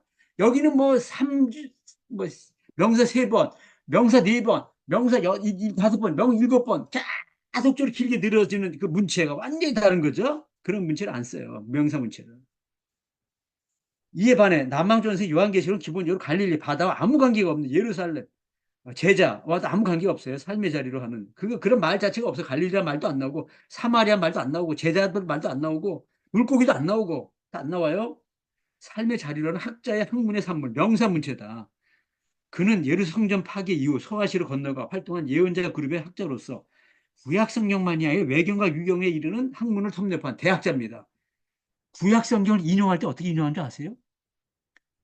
요한복음은 17개 딱 구약 17, 딱 구약 인용합니다. 기록된 바 성경 이루었다. 그래가지고 그 일곱, 여덟 해가지고 17차례 딱 써요, 이걸요. 요한복음요. 직접 인용이라 그러죠. 직접 인용. 근데 요한계시록은 한 번 직접 인용하지 않습니다. 근데 요한계시록은 처음부터 끝까지 전부 다 구약에 절여진 책이에요. 구약의 대학자입니다. 요한계시록 저자는. 근데 자기가 다 소화해가지고 한 구절도 직접 인용 안 합니다. 이사야에 이르기를 시편에 말하기를 뭐 등등의 이러한 거 어떤 구약 인용을 직접 하지 않습니다. 굉장히 중요한 거죠. 굉장히 중요한 얘기잖아요. 그래서 500에서 1000회의 구약을 인용했다 그래요. 학자들이 계시록이. 근데 한 구절도 직접 인용을 안 했다라는 거죠. 특별히 그 이사야, 예레미야, 에스겔 굉장히 많이 인용하죠. 그런데 그 예언자의 모습, 그거를 전혀 직접 인용하지 않고 있어요. 간접적으로 자기 소화해가지고 얘기하는 겁니다. 따져봐야 돼. 이게 도대체 이사야에 인용한 거냐? 이게 에스겔이냐? 예레미야냐? 다니엘이냐? 특별히 다니엘? 그 로마 황제 숭배에 따른 서아시아 일곱 교회의 순환 상황에서 그리스도의 부활과 재림에 기초한 초대교회의 최후의 승리를 말하고자 요한계시록을 집필했다. 박 교수는 이러한 사실 두 문서의 차이점, 구체적으로 말하면 전승의 차이, 북왕과 남왕, 저자의 차이, 사도 요한과 묵적 예언자 요한, 숫자의 차이. 요한복음은 봐요. 5, 홀수, 5, 그리고 그다음에 이 17, 그다음에 5의 배수인 25, 153. 요한복음은요, 홀수예요. 7은 완전수일 때 같이 강조하고 7은요, 7만 빼고 5, 17, 25, 153. 요한복음은 홀수예요. 요한복음은요. 북쪽은요. 모세오기 5를 중심으로 해가지고요. 그래서 진리가 25예요. 5, 5 곱하기 5. 근데 이 요한계시록은 남한구 짝수예요. 이 성전. 네 붙어 있죠. 그래서 네 생물, 12지파. 그래서 24, 28, 17에 14, 28. 이게 14의 배수잖아요. 그리고 마지막 1, 666, 그 다음에 1000, 13만, 전부 짝수예요. 요한계시록은 남쪽은 성전의 이 모형이죠. 네 모형, 네 구조, 직사각형. 살을 쓰는 거예요. 짝수예요, 짝수요. 그래서 요한복음 21장 홀수고 요한계 22장 짝수예요. 그 홀수와 짝수. 그래서 북한국은 홀수를 쓰고 남한국 짝수예요. 남한국은요. 강조점이. 그리고 이 7만 동시에 같이 완전수를 쓰고 있어요. 그걸 아셔야 되는 거예요. 문체, 어휘의 차이, 동사, 명사. 구조의 차이. 북쪽은 국기가 맨노라예요. 이방의 빛이에요, 이게. 이방의 빛. 남쪽은 뭐냐면 다윗의 별. 이게 뭐냐면 시온의 영광. 예루살렘. 시온의 영광을 쓰 다윗의 별. 그래서 남쪽은 다윗의 별이 그들의 저기 이 상징이고 북쪽은 이방의 빛으로서의 이방의 빛. 이방이잖아요, 갈릴리가. 네? 그래서 메노라를 쓰는 거예요. 그래서 구조가 요한복음 메노라 구조로 돼 있고 요한계시록은 다윗의 별의 구조로 돼 있다. 그런데 이번에 재미난 일이 있었어요. 지난해 무슨 일이 있었냐면 요한학회라고 하는 학회가 있었는데 장신대 여자 교수인 김문경 교수라는 분이 요한복음은 학자예요. 근데 이분이 저를 갖다가 이번에 초대했어요. 아주 10년 전부터 알고 있었는데 제가 이제 관여 안 했는데 이분이 이번에 나와서 요한학회에 참석해 좋겠다. 그래서 제가 갔어요. 근데 거기에 요한학회가 이제 요한복음과 요한계시록을 합쳐가지고 같이 하는데 두 명의 학자가 요한복음에 나타난 이제 그 어, 유대인 학자 요한 시절에 유대인 학자가 그 누구죠? 누구죠? 갑자기 생각 안 나네.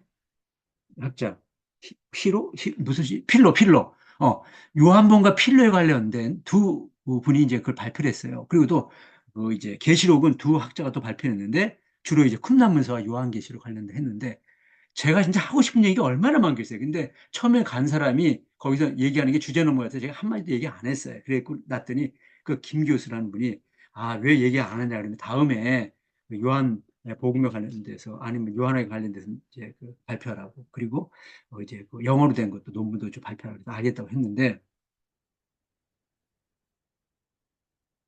이 부분적으로 알다 보니까 너무나 자기들이 지금 무슨 말 하고 있는지도 몰라요. 그러니까 거기서 그 절기라는 걸 갖다가 통해 가지고 이제 그 필로와 요한복음에 나타난 절기의 문제를 다룬 그분이 여자분인데 절기 10번 쓴데 왜 10번 쓰는지 그 사람 모르고 있어요, 지금요. 그 17의 숫자가 요한복음 2엔 열세라니까. 근데 그걸 17을 모르니까 모르는 거예요. 그런데 제가 지금 말하고 있는 건 뭐냐면 계시록의 구조에 대해서 학자들이 얘기를 하는데 이 계시의 구조가 다이세벨의 구조로 돼 있다라는 거예요. 그거 모르면요 머리 짜내가지고 아무리 많이 그래서 제가 쓴 책 가운데 15명의 학자들이 구조를 어떻게 썼는가를 다 밝히다가 아니 학자마다 전부 다 구조를 해놨어요. 근데 그걸 다 밝힐 수는 없고 15명을 해놨어요. 지금 요한계시록. 근데 그거는 전부 다 내누라 구조처럼 써놨어요. 가운데를 강조하는 것처럼. 근데 이 매너라와 다이데벨의 구조가 다르다는 게 뭐냐면요. 이 매너라는 가운데 1, 2, 3, 4, 5, 6, 7, 4 가운데 이 촛대 중심 축을 강조하는 거예요. 이 가운데 축. 그거 다 요한복음 11장 가운데 축을 강조하는 거예요. 그리고 앞에 10장, 뒤에 10장으로 돼 있어요. 그래서 매너라 구조로 돼 있어요. 근데 요한계시록은 다이세벨의 구조로 돼 있는데 다이세벨이 어떻게 돼 있냐면은 이게 삼각형과 역삼각형이잖아요. 그 번호를 세봐요. 그럼 삼각형부터 세보면 1, 2, 3, 역삼각형 4, 5, 6. 근데 가운데가 7이 들어가요. 그럼 7이 가운데 중심이 7이잖아요. 그럼 7이 끝이야 지금. 근데 가운데 7을 갖다 1로 해. 가운데를 먼저 세보자. 그럼 7이 1이에요. 그 다음에 삼각형 2, 3, 4. 다른 째 5, 6, 7이 되는 거잖아요. 다시 말하면 1과 7이 같다는 의미예요. 1과 7. 이게 맨노라의 1과 7이 끝에 있잖아요. 양쪽에. 그러니까 양쪽 끝을 강조하는 구조냐, 가운데를 강조 구조냐. 글쓰기를 하는 사람이 이 지금 글쓰기를 하는 저자가 가운데를 중심으로 글을 쓰면 그건 매너라 구조고 양쪽 끝을 강조하는 글을 쓰기를 하면 그건 다이세벨 구조라는 거예요. 그때 요한계시록은 양쪽 끝을 강조한다. 뭐냐면 1장, 22장은 서론 결론 끝 보내고 2장부터 21장까지가 어떻게 되냐면 2장, 3장, 7교회, 20, 21장 새 하늘과 새 땅 왔다. 그 성취. 고난당한 7교회가 지금 하늘에서 하나님이 사탄과 싸워 이겨가지고 새 하늘 새 가져왔다. 20, 21장. 그래서 양쪽 끝을 강조하는 거. 땅, 하늘, 땅의 구조로 돼 있어요. 그래서 7개의 땅, 4장부터 19장까지 하늘, 하늘에서 지금 예? 미가엘 천사가 지금 하나님의 뭐야 대리자가 돼가지고 사탄과 싸워가지고 용과 더불어 싸우고 이겨가지고 새 하늘 새 땅을 가지고 와가지고 새 예루살렘 임한다는 거. 땅, 하늘, 땅. 양쪽 끝을 강조하는 구조. 지금 7교회가 박해봤는데 그리스도의 승리를 말함으로써 양 끝을 강조하는 구조예요. 가운데를 강조하는 게 아니고 양 끝을 그래서 이게 다이세벨의 구조로 돼 있어요. 정확하게. 이거를 머리를 짜내가지고 해도 안 되는 거 이거는요. 그래서 제가 그걸 다 이제 설명을 했어요. 요한계시록은 다이세벨 구조다. 그거 안 되면요. 요한계시록이 말하고 핵심 메시지를 모르는 거예요. 왜? 그들은 이 지금 두 개의 상징, 이 그림 언어로서 다이세벨의 구조냐, 맨너의 구조냐.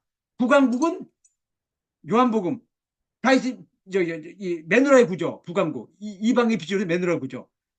남한국 다윗을 강조한 다윗의 구조, 다윗의 구조 돼 있다. 계시록.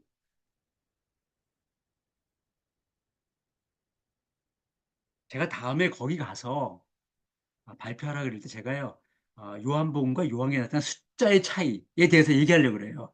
숫자의 차이가 모든 이 상징 코드의 기본이 되는 거예요. 그래서 그걸 얘기하면서 나머지 다 얘기를 하려고 하는데 숫자에 대한 얘기를 할 거예요. 그리고 논문으로 153을 다시 거기다가 해가 요한학회에다가 이번에 이제 제가 아주 보내가지고 요한학회 거기 이제 거기 영어로 내는 학술지가 이제 거기다 내려고 지금 준비하고 있어요. 썼으니까 보내기만 하면 되거든요. 그래서 요한복음과 요한계시록의 차이점에 대해서 가장 중요한 숫자다. 그래서 숫자로 먼저 제가 이제 보내려고 한다는 얘기를 먼저 말씀을 드리면서 이어서 이제 얘기해 보죠. 자,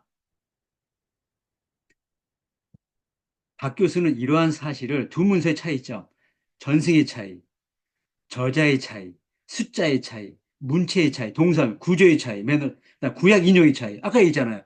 요한복음 17차례에 직접 인용을 해요. 기록된 바, 성경을 응하게 하려 했다. 근데 요한계시록은 한 구절도 직접 인용 안 합니다. 다 간접 인용입니다. 신약 문서, 요한복음은 이 공간복음서를 인용 안 합니다. 알고는 있었어요. 그러나 반복되는 거 피하기 위해서 다 안 해요. 근데 계시록은 공간복음서 많이 인용하고 있어요. 저기 13장, 마가복음 14장, 묵시록, 소묵시록 등등. 그다음 마태, 누가복음 26장, 뭐 24장 거기 묵시록에 관련된 그런 내용들 많이 인용하고 있어요. 그리고 외경, 유경을 엄청나게 많이 인용하고 있어요. 학자가 아니면 이거를 읽지도 못하고 자료도 없어요. 그러니까 그건 요한계시록 저자는 완전히 다른 인물이라는 걸 밝히는 거예요. 무엇보다 양서의 가장 결정 차이는 진리와 진실로. 요한복음의 가장 중요한 핵심 개념은 진리의 문제예요. 알레데이아. 예수가 진리다. 진리다. 그걸 말해. 그래서 모세가 진리인데 세모세 예수는 진리 위에 진리다. 은혜 위에 은혜다. 그래서 율법이 은혜인데 그 모세의 은혜야. 그거는 율법의 은혜야. 그 오야. 근데 예수는 은혜 위에 은혜다. 진리 위에 진리다. 그래서 5 곱하기 5, 25. 딱, 근데 25를 딱 쓰는 거예요. 그 진실로 진실로 아멘 아멘. 그래서 25번. 그래서 25회, 24, 26은 안 돼요. 25가 돼야 돼요. 5 곱하기 5. 모세 곱하기 뭐요? 모세는 새 모세, 예수로서의 진실로 진실로 예수님이 진리다라고 말하기 위해서 진실로 25번, 진리 25번 딱 쓰는 거예요. 요한복음에서요. 그런데 요한 계시록은 이 25번에 나오는 진리라면 한 마디도 안 나옵니다. 알레데이아가. 그리고 진실로 이중어법 안 써요. 요한계시록은. 요한복음은 진실로 두 번 딱 쓰는 거로 절대 다른 거 안 써요. 두 번 이중어법을 쓰는 거예요. 그러니까 이중어법 안 써요. 계시록은요. 쓰되 뭐야 이중어법 안 써요. 아멘이라는 말 쓰긴 쓰는데 이중어법은 계시록은 안 써요. 요한복음 이 어휘를 가장 중요하게 여겨 공이 25에 사용하고 이는 요한계시 전혀 사용하지 않는다. 양서는 성경 이것만이 아니에요. 지금 뭐 표적부터 시작해 다 어마어마하게 저기 진짜 차이점 다 얘기해. 양 성경 전체의 마지막 장시간 요한계시록은 청식상에서 요한복음 내용이 그러하다. 마수, 쌍수인 모차르트와 베토벤. 그러니까 요한복음은 사랑과 평화를 강조하는 여성적인 음악으로서의 모차르트 음악이에요. 여기는 전쟁이라는 말이 안 나와요. 묵신문의 가장 중요한 게 전쟁이에요. 하나님과 지금 사탄이 전쟁. 근데 요한복음은 전쟁이라는 말이 안 나옵니다. 계시록은 전쟁이 가장 중요한 용어예요. 계시록은 싸우니까 그 베토벤 남성적인 그 재앙, 심판, 전쟁 이게 그 남성적인 그 톤으로서 베토벤의 음악이 계시록의 모습이에요. 톨스토이 도스토옙스키 이게 굉장히 이게 달라요. 아무튼 플라톤과 아리스토텔레스 철학이 다르죠. 요한복음 사랑의 사도와 계시록 정의의 예언자는 각 일생을 두고 단 한 권의 책을 썼다. 달라 너무 다른 양서의 차이가 바뀐 다른 방식으로 이렇게 말한다. 그런데 갈릴리 어부 출신이었던 세베대 아들 요한에게 있어서 갈릴리 바다는 그의 삶의 터전이었고 그래서 그는 갈릴리 바다를 치기 사랑했다. 정말 갈릴리 때 평화로에 나는 갈릴리 바다는 그가 처음으로 예수를 만나 그의 제자가 되기 결단한 사랑 첫사랑 날카로운 추적하는 곳이다. 그러기에 그는 바다 또는 물을 전통적으로 내리는 혼돈의 세력의 상징 보지 않았다.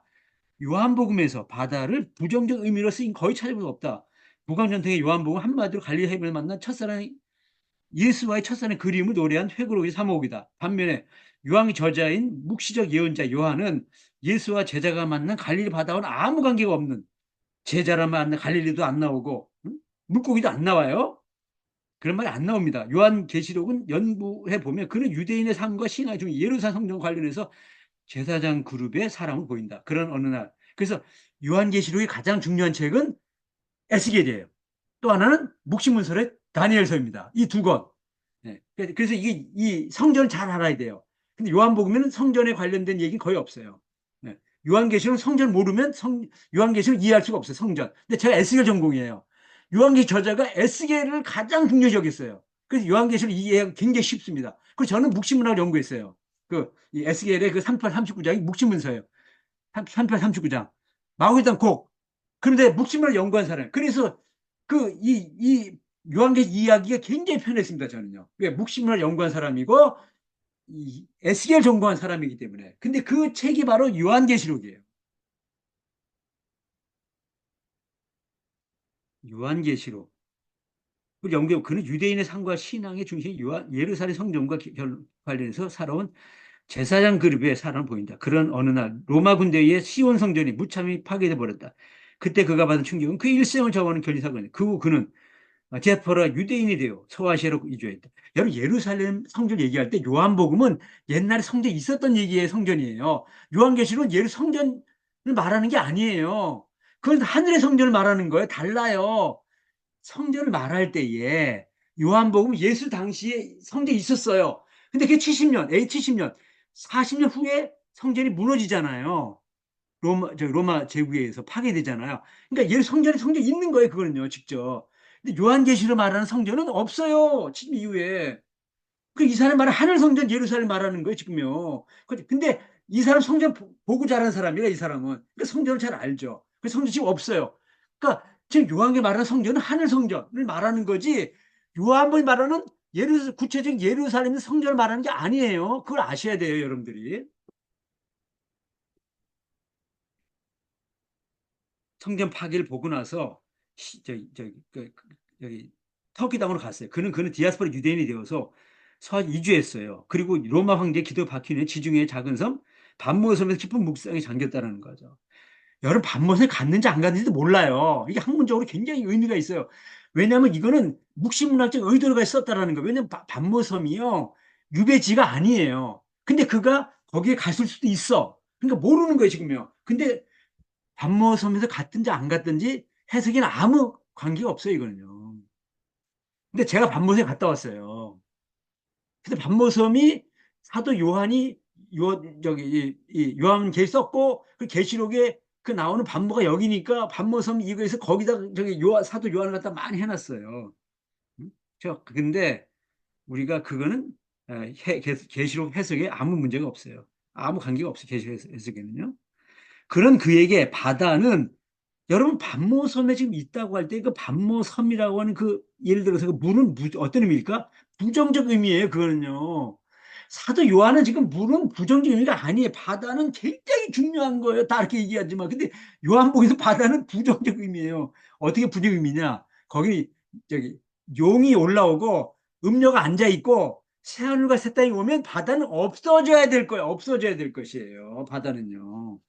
그래서 그에게 바다는 전등되는 혼돈과 죽음의 세력이기 때문에 바다는 짐승이 올라오고 음료가 앉아있고 새 세상이 오면 새 예루살렘 오면 없어져야 될 부정적 의미 혼돈과 죽음의 상징이다. 제가 석사 논문이 물의 상징이에요. 물의 상징. 워터. 마임. 제가 물을 연구한 사람이에요. 물요. 구약과 고대 근동 문서의 물에 관한 연구예요. 물. 그래 물이 이 긍정적 의미냐 부정 의미냐 할 때 유대인들은 부정적 의미를 가지고 있었어요. 근데 북왕국의 갈릴리 어부 출신인 사도 요한은 철저히 긍정적 의미를 가지고 있는 사람이에요. 그래서 남쪽에 이 요한계시록이 저자 가지고 있는 유대인들이 가지고 있는 근본적인 생각이 다르다는 걸 얘기하는 게 지금요. 네? 그런데요, 제가요, 지금 돌이켜보면요, 제가 했던 모든 학문이 하나님이 기가 막히게 인도했어요, 저를요. 그래가지고 그동안 했던 모든 학문이 이제 절묘하게 이 요한복음 요한계시 해석하기 위한 절묘하게 했던 모든 공부가 여기 딱 어디 초점이 만다 할까 관역이 만다 할까 그런 지금까지의 길을 하나님 인도했어요. 그래서 제가 지금요 눈물이 나도록 저는 진짜 감사하다라고 하는 얘기를 진짜 할 수밖에 없어요. 남아오 전통인 요한계시록은 한마디로 그발강가에 시온을 그리며 눈물 짓던 예언자 예시겔처럼 밤모섬에서 시온 성전을 파괴한 자들에 대한 울분과 더불어 새 다윗, 유다 지파의 다윗의 뿌리 이렇게 얘기하잖아요. 혈연 지연이잖아요.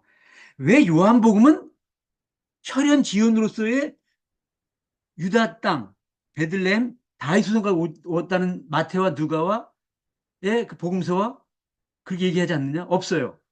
한 얘기 없습니다. 왜? 북왕국은 그걸 싫어하니까. 그래서 니들은 말이야 예수님 혈연 지연으로서의 다윗 후손 가운데 유대 땅 베들레헴 왔다고 얘기하는데 그 남왕 전통이잖아요.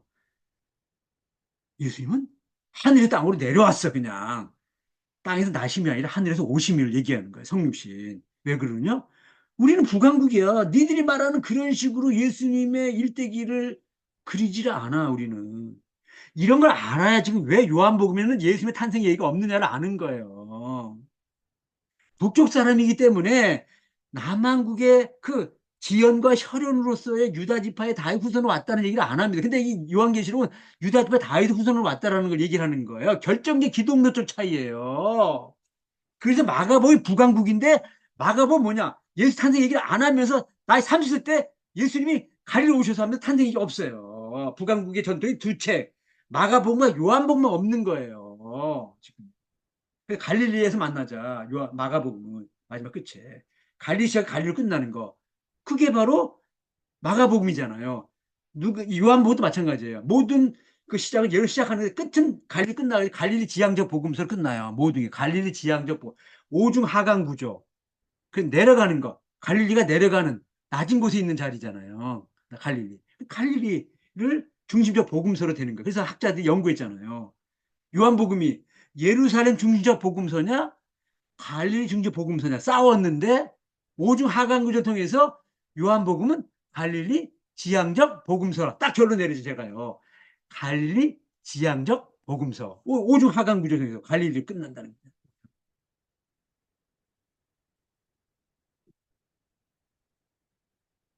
그래서 박신배 교수, 그래서 새 예루살렘 내 그리운 노래 박신배 교수, 지금 구약과 제 절친한 친구예요. 요한복음에 있어서 요한계 연구사를 계시록 연구소 새롭게 다시 썼다는 점에서 이 책은 한국 성서 신학의 새 이정표가 될 것을 확신한다. 그리고 세 번째, 아자부 테올로지 앤드 존 르네상스는 해겔의 변증법으로 말하면 요한복음은 정, 요한계시는 반, 그리고 이 책은 합에 해당하는 책이다. 이 책은 본헤럴드의 1년 50에 걸쳐 연재한 칼럼을 엮어낸 책인데 제2부로 구성되어 있다. 1부, 제1부 아자부 신학, 토막 신학에서 통전 신학으로 토막 신학 어느 하나만 하면 안 돼요. 그거 관련된 걸 동시에 해줘야 되는 거예요. 토막 구약하면 신약, 요한복음 요한계시록 아니면 요한복음하고 이 공간복음서 뭐 이렇게 한국 역사, 일본 역사 같이 해준다. 이 모든 걸 같이 해줘야지 알 수 있다는 거예요. 통전 신학을 해야 된다는 거예요. 구약학 신약을 같이 해줘야 된다는 거예요. 제2부 요한 르네상스. 무슨 뜻이냐? 바울 르네스, 예수 르네상스로. 그리고 그걸 다른 말로 하면 예수 르네상스가 곧 요한 르네상스예요. 저자는 40여 년간의 자신의 신학 여정을 소개하는 거 이 책을 시작한다. 먼저 저자는 EM, 메시지 미션 신학을 주관. 저자는 신학은 신학교 안에서 이론적으로 논쟁하는 것을 머무르면 안 되고, 탁상 공론하면 안 되고, 교회에서 말씀의 선포로서 메시지, 그 설교로 나와야 되고, 교회 밖 세상에서 복음의 선포, 설교, 미션으로 나와야 된다. 그래서 EM, 2M. 그래서 EM의 신학이다. 이를 실천하기 위해 저자는 그동안 설교한 것을 여러 설교집으로, 제 설교집 여러 책을 냈어요. 예? 너와 난 약혼한 사이, 부른 네 가지로 쳐서 날카롭죠. 예스, 영가, 여기 있었지, 프로페. 그리고 창세 강해 설교, 그 다음에 요한복음의 강해 설교. 이게 설교집을 이렇게 내는 이유가 설교로 나와야 된다는 걸 보여주자라는 거죠. 그 다음에 청해파송 선교사로 중국 선교사. 제가 이제 선교사의 도움으로 공부를 했으니까 제가 이제 선교사로 가게 됐어요. 근데 못 가요, 제가. 카자흐스탄 가기를 못 가고 2년 반 동안 실업자가 돼요. 교수 잃어요. 그리고 저기 가막산이라는 충북 제천에 가서 사실 기도하다 요한을 연구하기 시작된 거예요. 그래서 그런 이도가 있어요. 중국 선교사 10년 반 하고 왔거든요. 제가 그 이후에 선교가 된다는가. 근데 이게 저에게 결정적인 의미를 가져요. 왜냐하면 우리 지금 신학 교수가 선교사 있어요? 우리 목회자가 선교합니까? 목회하다 선교사 갈 수도 있고 신학 교수하다가 그 내려놓고 이제 마지막에 은퇴하고 갈 수도 있지. 근데 그게 아니고 교수하다가 가? 목회 잘하고 있는데 내려놓고 가? 쉽지 않죠. 아무튼 어쨌든 간에 근데 하나님이 저에게 이 목회자로서 소망교회, 예능교회, 또 해방교회 해가지고 전도사 5년, 부목사 5년 사역, 10년 사역을 했고 그 다음에 또 선교사 10년 반 했고 그 다음에 교수 5년 하고 갔다 와서 또 4년, 9년 했고 선교사. 그래서 이런 이 목사, 선교사, 교수 하면서 그들의 장단점과 그들의 모습을 다 본 사람이에요, 제가요. 그래서 이걸 통해서, 야, 이 성경이라는 게 이게 그냥 이런 세 가지의 이 커리어를 가지지 않으면, 아, 잘 모르는 책이구나. 굉장히 중요한 얘기예요, 지금요. 이게. 바울이 선교사거든요. 그러니까 선교를 알아봐야 바울의 심정을 알고 이 바울 서신을 이해할 수 있는 거예요. 지금. 뭐 그런 얘기들이잖아, 지금 어쨌든. 다음으로 저자는 통전신학, 홀리스틱 테올로지로 예수학을 주장한다. 모든 기준은 예수 그리스도예요. 저가 구약 교수인데 수업 시간 딱 들어가면 저는 예수로 시작합니다. 끝날 예수로 끝나요. 그 제 별명이 있어요.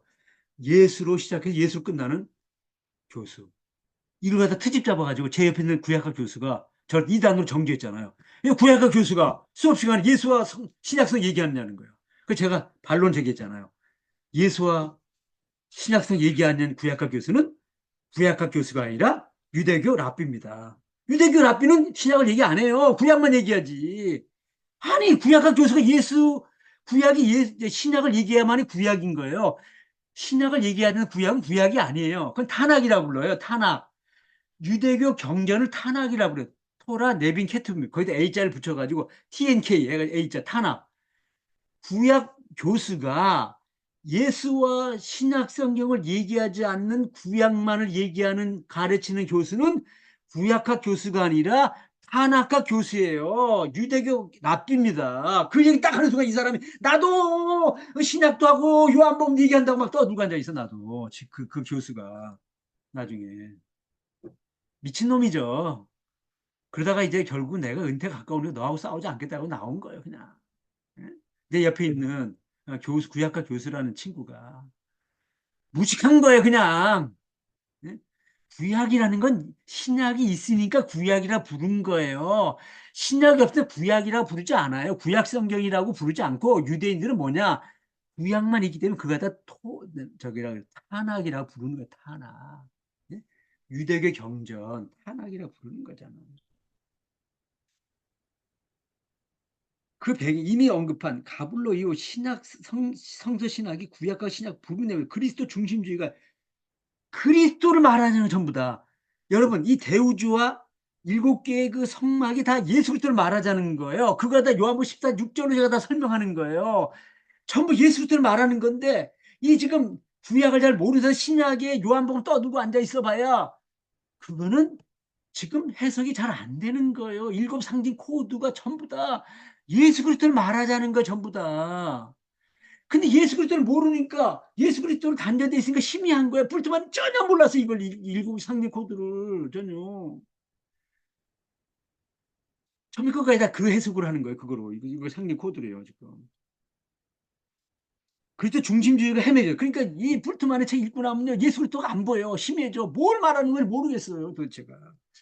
신앙이 굳건해지는 게 아니라 요한복음 읽고 나서 신앙이 단단해지고 예수를 위해서 죽겠다는 생각이 드는 게 아니라 뭐지? 예수 그리스도가 안 보여. 아니 그런 걸 왜 공부를 해요? 그런 걸. 예수 그리스도가 분명한 신학을 한다는 거죠, 우리가. 성경의 권위가 약해되면 성경이 이 세상 가장 큰 힘이다. 파워. P 이퀄 BJ 제곱이다. P 이퀄 BJ 제곱을 썼어요, 제가. P는 뭐냐면 파워 앤 피스. 어? 힘, 능력과 평화인데 그 B가 뭐냐면 바이블이야. 거기 J가 2야. JJ.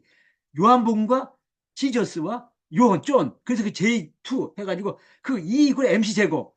아인슈타인의 공식을 제가 거기도 공식한 거. 아인슈타인 공식 E 이퀄 MC 제곱 있잖아요. 이 에너지는 N 메터리 물질에다가 C의 제곱, 빛의 제곱에 그게 핵폭탄을 만들었잖아요. 근데 그 핵폭탄보다 더 강하고 핵폭탄은 평화가 아니라 폭력과 멸망의 공식이에요, 그게요. 20세기 아인슈타인의 이 꼴의 MC 제곱은 멸망의 공식이에요. 핵폭탄을 통한. 이거는 생명과 구원, 평화와 응? 파워를 가진 책이 뭐냐? P 이꼬로 BJ 제곱이라고 하는 제가 아인슈타인 공식을 통해서 얘기했어요. 예? E 이꼬로 MC 제곱에 따라가지고 P 이꼬로 B J 제곱. B는 바이블이고 J 둘은 존 앤드 지저스. 그 요한 5장 39절에서 나오는 거다. 그 얘기했어요. 성경의 권위가. 더 중요한 것은 신구약 성경을 통전적으로 해석하지 않으면 해석이 빗나갈 수밖에 없다. 그래 따라서 신구약 예수 그리스도를 말한 한 권의 책 요한 5장 39절에 예수하게 되는 모든 건 진짜 틱스다. 틱스가 돼야 된다. 민중신앙의 문제는 찢어 틱스가 아니라 민중이 주어가 됐어요. 예수께서 뭘 했다. 예수가 주어인데 민중이 뭘 했다. 뭐 했어? 그래서 물어봤어. 안병 교수에게. 민중이, 다른 말은 군중이, 무리가 소리를 더 크게 예수를 못 박아라, 못 박아라. 그게 민중신학입니까? 민중이 주어라며 당신이. 민중신학이라며. 그래서 민중이, 무리가 더 소리 크게 예수를 못 박아라, 못 박아라. 그래서 민중신학 문제는 주어가 예수를 주어를 민중으로 바꿨다는 게 민중신의 문제가 거기에 있다. 주어의 잘못. 민중의 문제. 그래서 20년 하다 끝나는 거예요. 이제. 그 시절에 시류 그죠? 시류에 편승하다가 시류 끝나는 거예요. 그때 그게 필요했죠. 그거는 오래가지 못하는 거죠. 보편적인 것이 안 되는 거죠. 주어는 예수부터가 돼야 된다는 거죠. 하나님, 삼위일체 하나님. 나 통전신에 대한 사고의 통전성은 비단 신구성이 말이 아니에요. 우리 시대에 지금 얼마나 지금 우리가 지금 사회 혼란이고 왜? 남북이 나눠지면서 동서가 분열되면서 모두가 전부 이데올로기 좌냐 좌파냐 우파냐 진보냐 보수냐 제 앞에서 그런 말 꺼내지 말라고 제가 나는 그런 거 아무 관계 없는 사람. 예수가 언제 좌파냐 우파가 있어서 보수 진보 없어 예수는. 우리들이 그가 이데올로기로만 만들어 이데올로기 저기 성서 해석을 하고 이데올로기에서 막 편들고 말이에요. 응? 특정 정당을 지지하고 말이에요. 아니 우리가 어떤 대통령이 옳고 그른 것이 있는데 그게 옳으면 예스. 근데 틀리면 비판하는 거죠. 어느 정도 관계없어요. 예술적 입장에서 정의의 편에서 하나님의 정의만 얘기하면 되는 거예요. 정당에 속해 있는 특정 정당을 어떻게 편든다? 그건 아니라는 거예요. 그거. 응? 그거 아니라는 거예요. 당신이 지금 지역이 어디냐? 그거 아무 관계 없어. 그게 아니라 철저하게 예수 그리스도 입장에서만 보는 거예요. 융합이라고 하는 시대 정신에 따라서 이인법적인 양극화가 오늘 우리 사회에 이렇게 혼란성이 만드는 거잖아. 좌파, 우파, 진보파, 노동자, 사람들, 호남과 영남과 등등등 모든 게. 그래서 심각할 갈등 혼란에 대한 해소와 치유의 의미가 있다. 끝으로 저자는 종교개혁 505주년이 되는 2022년에 아자부 신학을 아자부 AJAB에 이는 루터의 종교개혁 원리인 오직 성경 솔라 스크립처라 오직 그리스도에 근거한 거죠. 이 종교개혁은 예수 그리스도 다시 성경 이걸 얘기하는 거예요. 그래서 그걸 얘기해 따온 거예요. 제 신학을 말하는 게 아니에요 지금요. 제 신학이 다시 성경으로 돌아가요. 다시 예수로 돌아가요. 개신교 즉 한국교회를 넘어 서구교회의 신학 위기에서 비롯된 것은 이 성경과 예수 그리스도가 분명하지 않으니까 해석이 잘못됐으니까 다시 우리가 요한학을 통해서 해석을 바르게 하고 그리고 다시 예수 그리스도를 얘기하고 다시 성경 다 얘기해야 된다. 그걸 얘기한 게 어게인 지저스 어게인 바이블이 약자로서 AJAB 아자브라 그래요. 아자브 신학이다. 그리고 거기다 AS를 붙이는 거예요. 거기다.